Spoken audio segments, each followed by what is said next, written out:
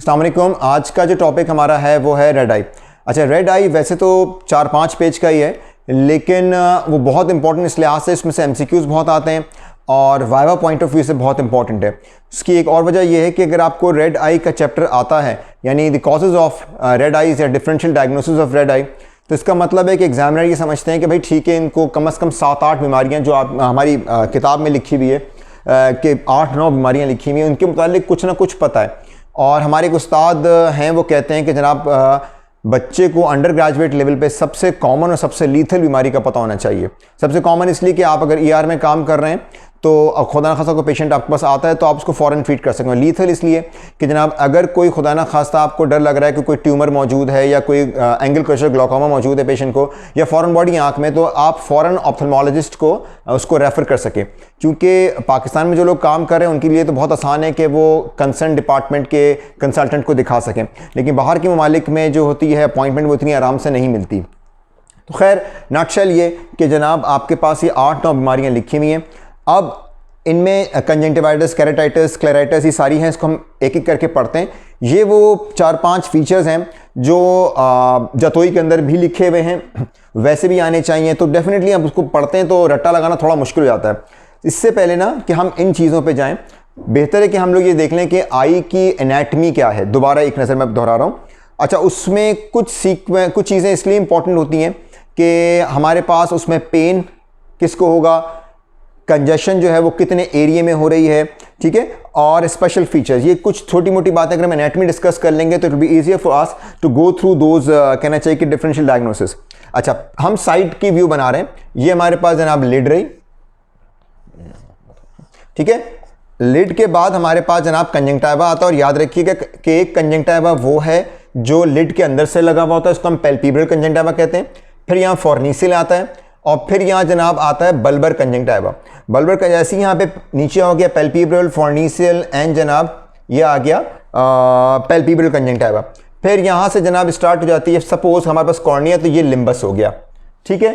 अच्छा, कंजंक्टिवा की खास बात क्या है कि कंजंक्टिवा, पैल्पेब्रल कंजंक्टिवा जो होता है ना, वो फर्मली मतलब थोड़ा सा ज़्यादा अटैच्ड होता है, जबकि जो ये जो कौन सा कंजंक्टिवा होता है, बल्बर कंजंक्टिवा, ठीक है। जो बल्बर कंजंक्टिवा है, the conjunctiva which is overlying the sclera, वो जो होता है वो जनाब बहुत लूजली अटैच होता है, ठीक है, उसकी डिमार्केशन लाइन भी नहीं होती। अच्छा, इसके बाद हमारे पास जनाब यहां से स्क्लेरा शुरू हो जाता है, ठीक। स्क्लेरा, और स्क्लेरा के ऊपर एक पतली सी लेयर है, उसको हम कहते हैं जनाब एपीस्क्लेरा, ठीक। स्क्लेरा का जो टिश्यू होगा वो बिल्कुल जनाब, उसके जो टिश्यूज होंगे ना बड़े यूनिफॉर्मली अरेंज होते हैं और बहुत कॉम्पैक्ट होते हैं। ये जहन में रखिएगा कि स्क्लेरा के टिश्यू कॉम्पैक्ट हैं, और एपीस्क्लेरा एक पतली सी लेयर है जो, सॉरी हाँ, एपीस्क्लेरा एक पतली सी लेयर है जो स्क्लेरा के ऊपर है, और ये जो हमारे पास बल्बर कंजंक्टिवा है, this is loosely attached. This is very very very important.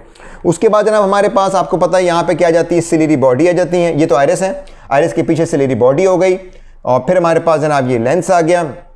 तो ये स्ट्रक्चर हमारे पास इस तरह से साइड भी हो गया, और सामने से हमारे पास जनाब इस तरह से ये प्यूपल हो, सॉरी लिम्बस हो गया। सेंटर में जनाब हमारे पास प्यूपल है, और यहाँ पे हमारे पास जनाब ये सारा क्या है, बल्बर कंजंक्टिवा, सॉरी हाँ बल्बर होगा ना भाई, bulbar conjunctiva. This is bulbar conjunctiva, this is palpebral conjunctiva. Again I am saying palpebral is firmly attached with underline, कहना चाहिए कि लिड, और जो बल्बर कंजंक्टिवा दिस वन, ये लूजली अटैच्ड है। इसके नीचे, ठीक है, इसके नीचे बिल्कुल क्या होगा, स्क्लेरा होगा। स्क्लेरा के और कंजंक्टिवा के दरमियान हमारे पास एपीस्क्लेरा।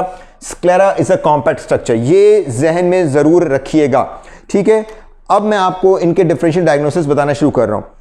कंजंक्टिवाइटिस, कंजंक्टिवाइटिस जो होता है बेसिकली 3 टाइप का होता है। एक होता है जनाब एलर्जिक, एक होगा बैक्टीरियल, एक होगा वायरल, ठीक है। अच्छा, इसमें एक और चीज है जो मैं यहां लिखना भूल गया कि जनाब ऑनसेट बायलैटरली डिस्चार्ज, ठीक है। तो ये एक और पॉइंट आपके जहन में आ गया। एलर्जिक कंजंक्टिवाइटिस, अगर हम ऑनसेट की बात करें तो यूजुअली एलर्जिक कंजंक्टिवाइटिस डिपेंड करता है कि वो बच्चा आपके पास आ रहा है या बड़ा आ रहा है, ठीक है। अमूमी तौर पे जो एलर्जी होती है वो 18, 20, 22 साल तक जो एलर्जिक कंजंक्टिवाइटिस वाला इशू है वो यूजुअली रिजॉल्व हो जाता है। और एलर्जिक कंजंक्टिवाइटिस का जो पेशेंट होगा वो कहेगा कि ये एपिसोड मुझे अभी हुआ है, लेकिन इससे पहले भी 3-4 महीने पहले हुआ था, जो 2 हफ्ते 3 हफ्ते रहता है डिपेंडिंग अपॉन द वेदर, और वो आहिस्ता आहिस्ता ठीक हो जाता है। याद रखिए, खुदा ना खासा किसी को एलर्जी होती है, कोई कुछ खाता है, तो ऐसा नहीं होता कि उसके लेफ्ट हाथ पे रैशेज हो जाए और राइट पे ना हो। तो एलर्जी अगर होती है तो वो बॉडी में सारी जगह पे होती है। तो बायलैटरल या यूनिलैटरल, तो एलर्जिक कंजंक्टिवाइटिस जो होंगे वो बायलैटरल होगा। इसी की बनिस्बत अगर हम बात करें कि हमारे पास जो कंजंक्टिवाइटिस के 3 ऑप्शंस हैं, एक हो गया वायरल, एक हो गया बैक्टीरियल, और एक हो गया जनाब एलर्जिक। तो एलर्जिक जो होगा वो दोनों साइड पे होगा, ठीक है। लेकिन वायरल और बैक्टीरियल अमूमी तौर पे यूनिलैटरल होते हैं, अमूमी तौर पे मोस्ट कॉमनली, लेकिन it can spread to other eye. लेकिन ये पॉसिबिलिटी है कि पेशेंट की एक आंख, सपोज राइट आई पहले इन्वॉल्व हो और लेफ्ट आई बाद में इन्वॉल्व हो, और हो सकता है कि ना भी इन्वॉल्व हो। तो लैटरलिटी मीन्स कि एक आंख है या दोनों आंखें हैं। तो वायरल और bacterial conjunctivitis does not mean कि always always always patient will come to you with bilateral infection, ठीक है। एलर्जिक अमूमी तौर पे बायलैटरल ही होता है, हमेशा बायलैटरल ही होता है, ठीक है, यूनिलैटरल नहीं होगा।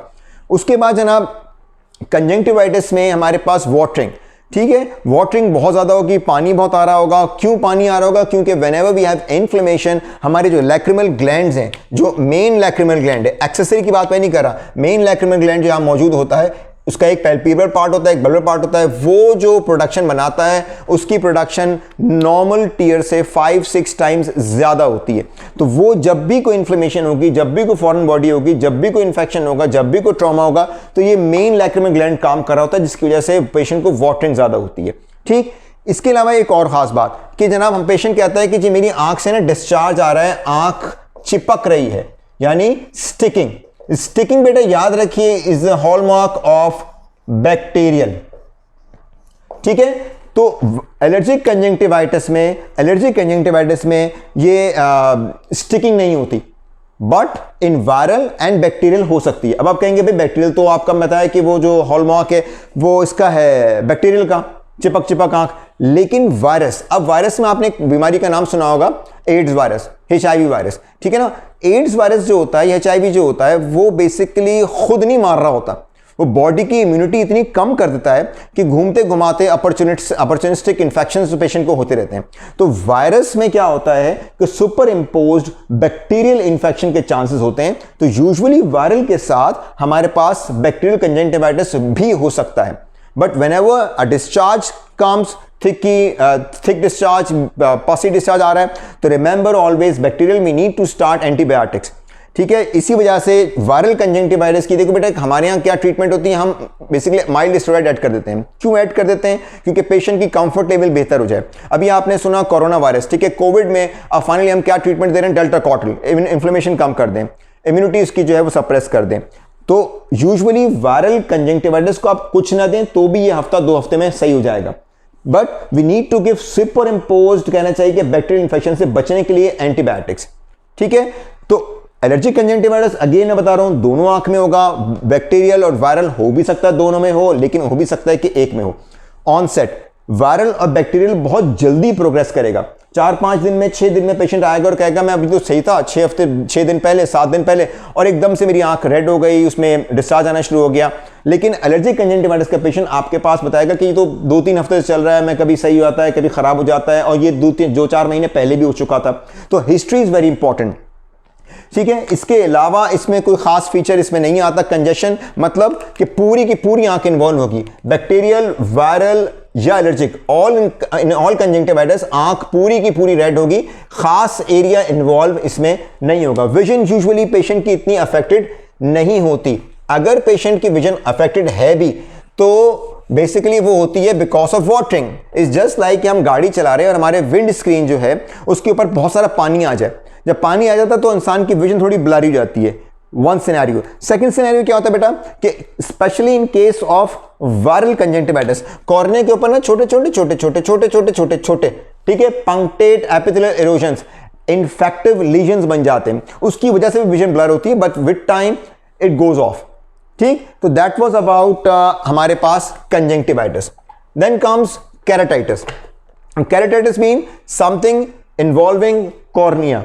Whenever we talk about keratitis, हमारे पास मुख्तलिफ ऑप्शंस होते हैं, यानी it could B bacterial, it could B viral, it could B fungal, it could B protozoal, ठीक है, एकैंथमीबा भी होते हैं जिसमें हमारे पास जो कॉन्टैक्ट लेंस की बात बहुत होता है। तो केराटाइटिस में क्या होगा कि हमारे पास कॉर्निया के अंदर कोई ना कोई इन्फ्लेमेटरी फोकस मिलेगा, नाइडस मिलेगा, लीजन मिलेगा, ठीक, और उसके एडजेसेंट एरिया की, जैसे ये कॉर्निया बिल्कुल साफ सुथरा है सपोज, उसके एडजेसेंट एरिया में कंजेशन मिलेगी। यूजुअली ऐसा नहीं होता कि कॉर्निया में यहां इंफ्लेमेशन हो और पूरा का पूरा जनाब कॉर्निया के अराउंड ब्लड वेसल्स इन्वॉल्व हो भी सकता है, वो क्रॉनिक कंडीशन है जब पेशेंट को बहुत देर हो जाए।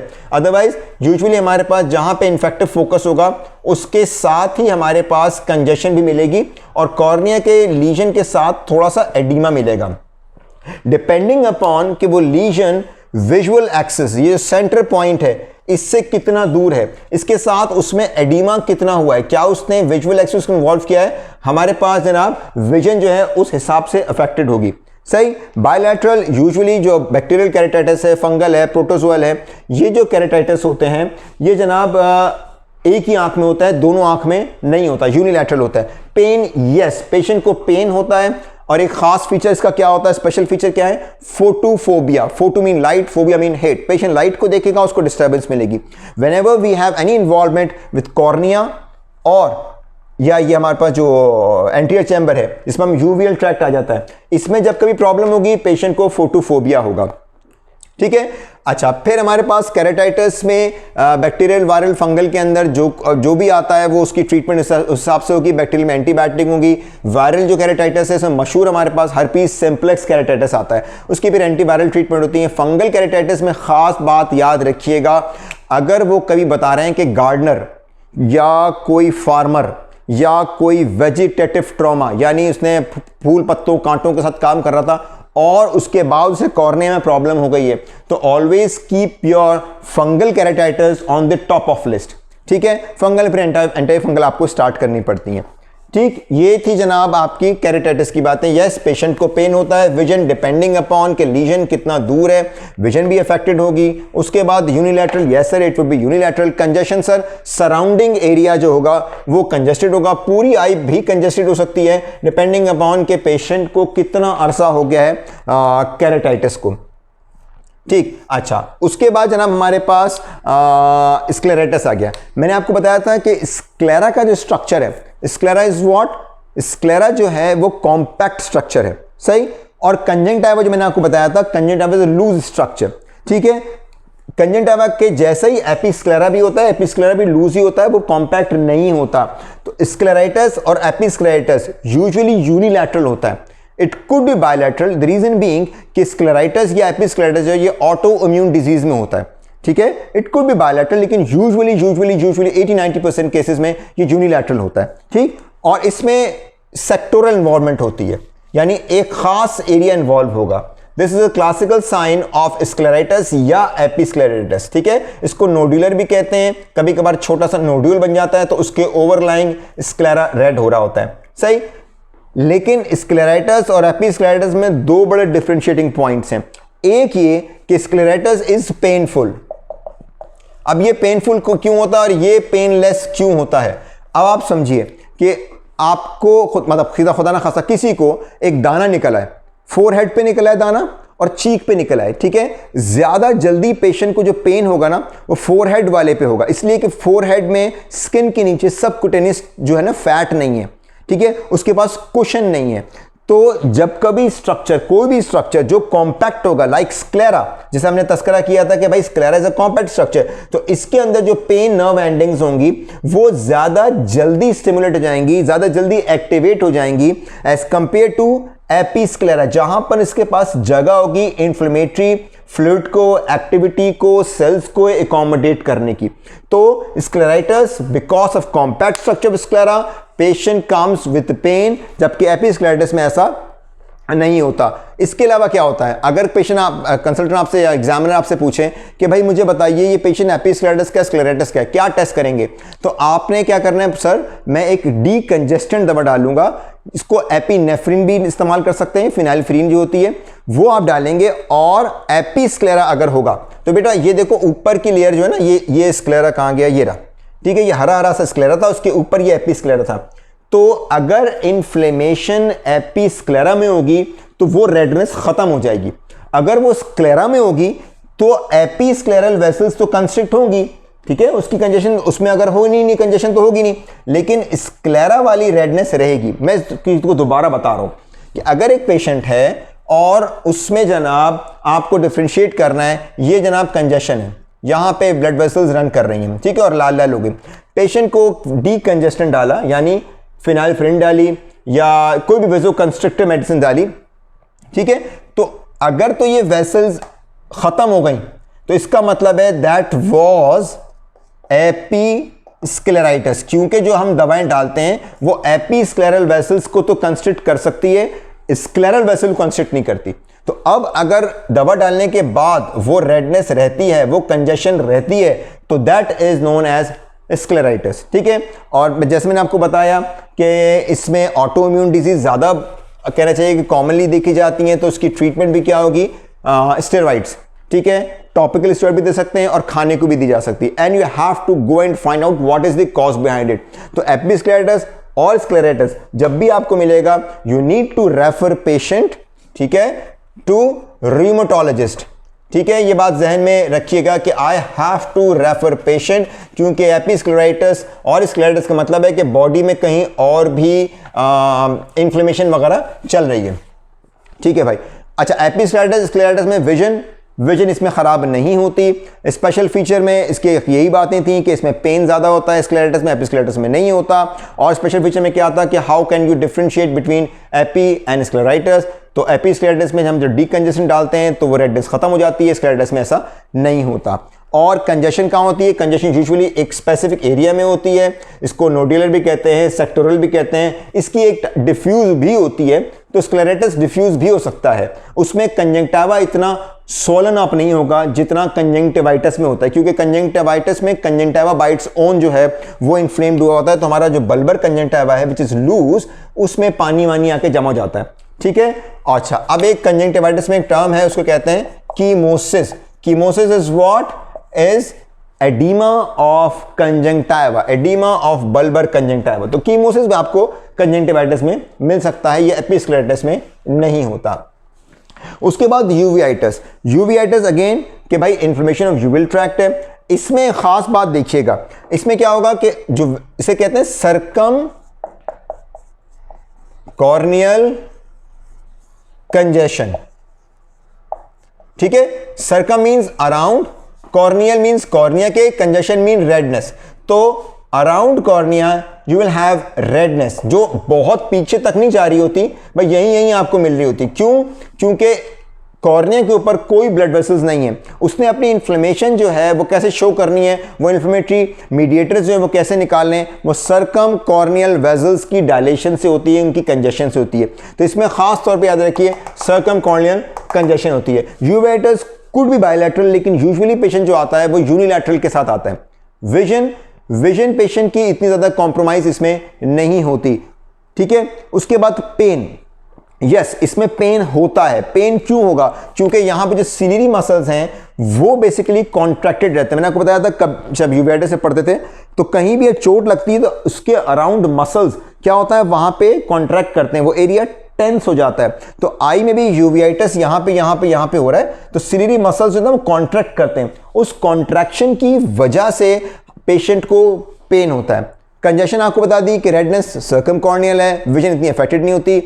स्पेशल फीचर क्या होगा यूवेटिस में, याद रखिएगा प्यूपल छोटा होगा, नॉर्मल प्यूपल का साइज जितना है उससे छोटा होगा। तो if a patient comes to you, या एमसीक्यू कम्स टू यू और उसमें बोलते हैं पेशेंट को रेडनेस हो रही है, पेशेंट को जनाब पेन भी हो रहा है, vision is not that much disturb, लेकिन प्यूपल जो है वो पिन पॉइंट तो बेसिकली पॉन्टाइन हैमरेज में होता है, उसको छोड़ दें।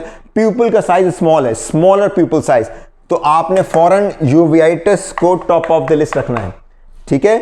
अच्छा, और इसमें यूवेटिस में हमने कॉजेस पढ़े थे बहुत सारे। जो मेन कॉज है वो तो इडियोपैथिक होता है, मतलब कोई वजह नहीं निकलती, लेकिन इसके अलावा हमने पढ़ा था कि भाई बैक्टीरियल भी होते हैं, इडियोपैथिक भी होते हैं, इन्फ्लेमेटरी भी होते हैं। तो आपने you need to find out the cause, तो आपने पेशेंट को अगेन इन्फेक्टिव डिजीज वाले के पास भेजना है या आपने फिजिशियन के पास भेजना है कि फाइंड आउट कीजिए कि इसको यूवेटिस हो क्यों रहा है। देन कम्स एन आप सब कंजंक्टिवल हैमरेज, ठीक है। सब कंजंक्टिवल हैमरेज क्या होगा, मैंने आपको बताया था conjunctiva is a loose structure. Conjunctiva के अंदर कोई एडिशन नहीं बनी हुई, तो अगर यहाँ पे खुजाने से, आँख खुजाने से या ब्लड प्रेशर के बढ़ने से अगर तो ब्लड यहाँ से लीक करता है तो वो शुरू के 2 से 3 दिन उसका साइज बढ़ेगा, ठीक है। और उसके बाद इन 14 डेज, रफली इन 2 वीक्स और 14 डेज वो जनाब सब कंजंक्टिवल हैमरेज एब्जॉर्ब होना शुरू हो जाएगा, ठीक है। इसमें आपको कोई दवा देने की जरूरत नहीं है, it will go bye its own, और यूजुअली ये यूनिलैटरल होगा, पेन नहीं होता, विजन खराब नहीं होगी, कंजेशन स्पेसिफिक एरिया में होगा, बड़ा वेल डिमार्केटेड होगा, ठीक है। मैं फिर बता दिया आपको विजन कुछ नहीं होगी, मतलब विजन खराब नहीं होगी।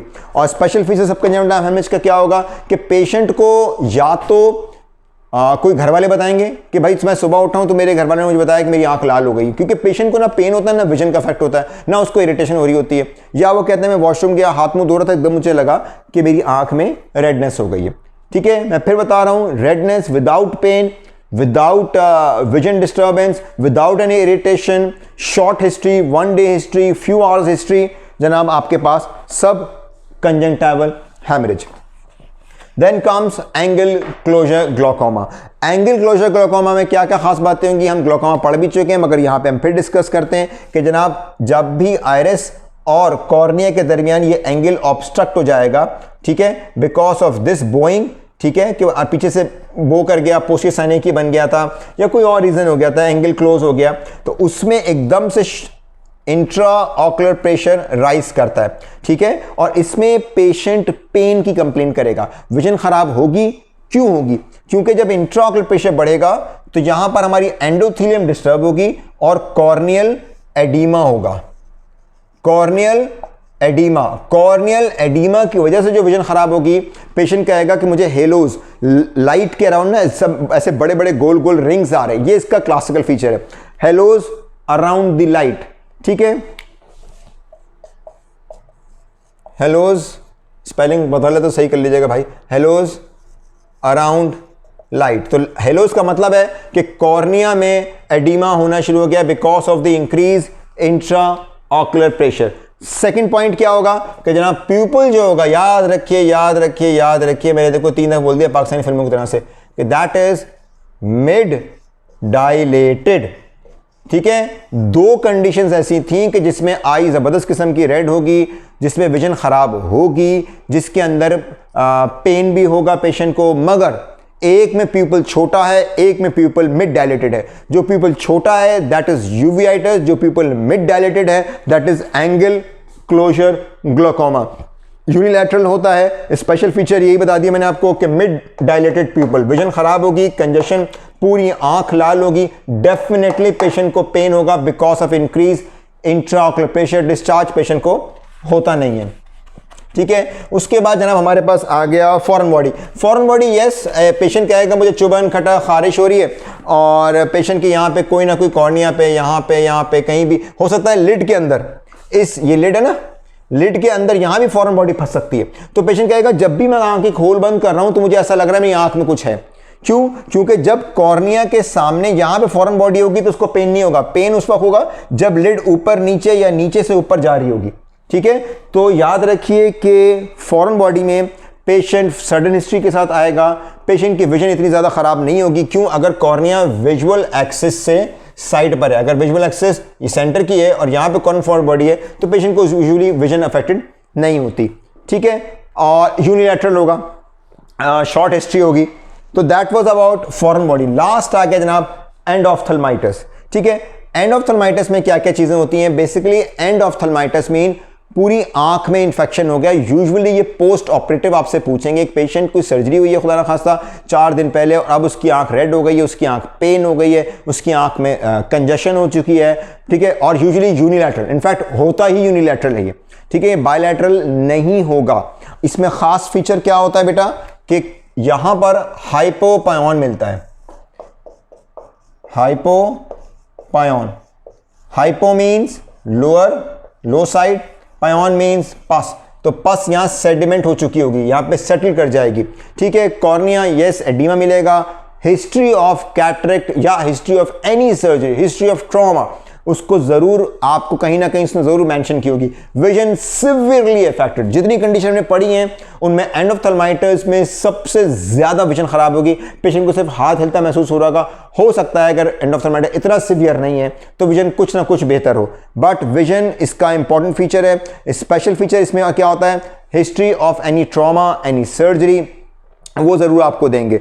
ठीक है जनाब। Pain, yes, patient definitely experience pain, अच्छा खासा इसमें पेन होता है और लिड स्वॉलन होती है, लिड भी स्वॉलन होती है।